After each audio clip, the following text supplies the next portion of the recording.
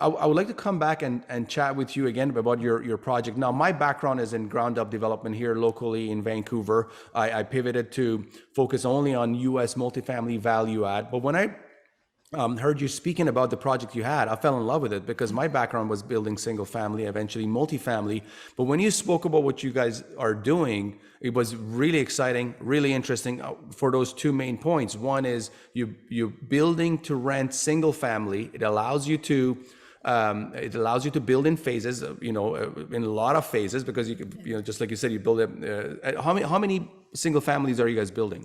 97 units. So nice. 97 single family homes, and as soon as you build one, it's ready to be rented. Obviously, you do it in probably bigger phases than just a single home.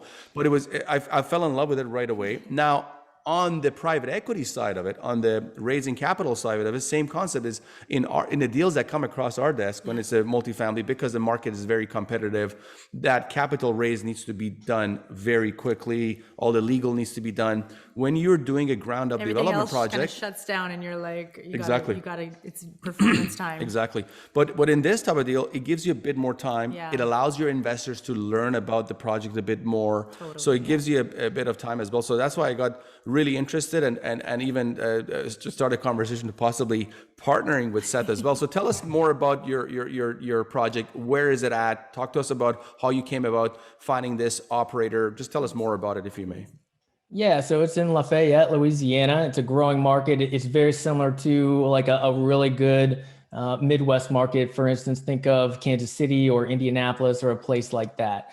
So growing, it's got all the great metrics that you look for. A key component is that we're partnering directly with a builder, so that we're not hiring, a general contractor to do this stuff. Not saying that model can't work, but it's better if you have a builder that's a partner, and that's who we have as the operations partner on the deal. So we're able to actually save on some of those building and construction costs because we're getting a pretty good deal on the labor. And on top of that, for this particular deal, and this isn't the same for all deals, but we had some capital already put aside that the builder had already invested. So he had already bought the land, already got it entitled.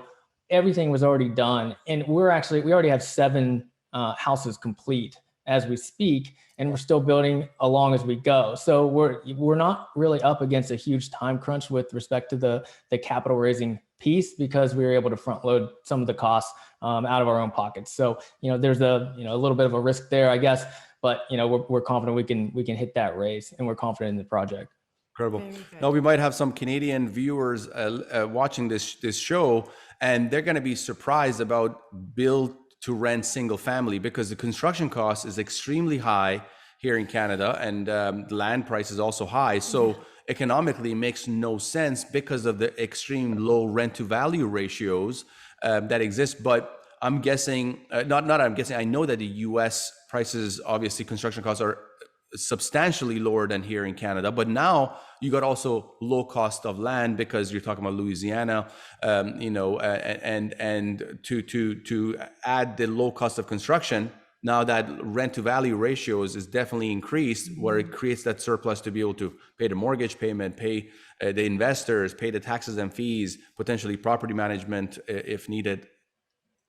Yeah. Our building costs are fairly low. I mean, to build one of these things, they're about 1,300 square feet, 3 bedrooms, 2 baths, brand new, open concept. But they're built in a way that they're able to be built quickly. So, if we have these structural beams, they're going to be, 16 feet because that's the length of the beam. They were built to do this. You know what I mean? They were built to be built fast. So like the schematics and stuff were drawn up in that particular way.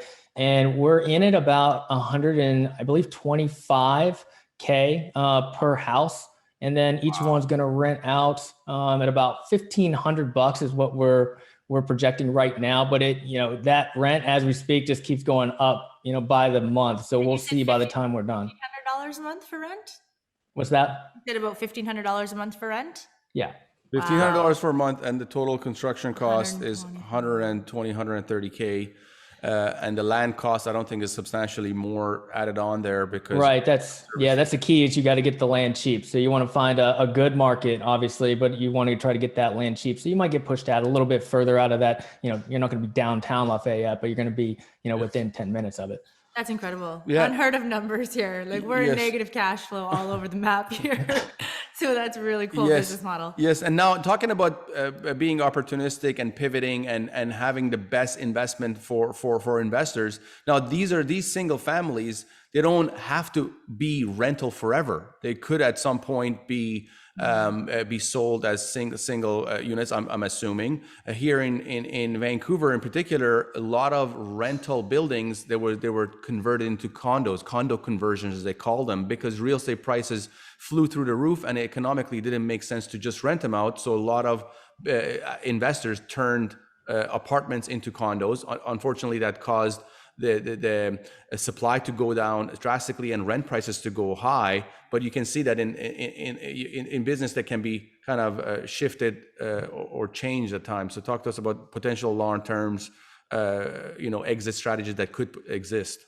Yeah, I mean, that's a great point on this deal, is that there are multiple exit strategies. I mean, the primary exit strategy is to complete it, get it rented out, and sell it to a big private equity firm like BlackRock or somebody like that, because you may have seen in the news that they're buying up these communities and they're really interested in the space as well. That's primary exit, but there are other ways to do it. You can sell them off as that's worst case scenario. We don't want to sell each one off as a single family house, but we can do it because during the entitlement process, we parceled out each house individually. So each one is on its own individual parcel. We don't have to worry about that down the road. So if we need to split it up into one or packages of 10 or 20 or whatever it might be, we can sell those off.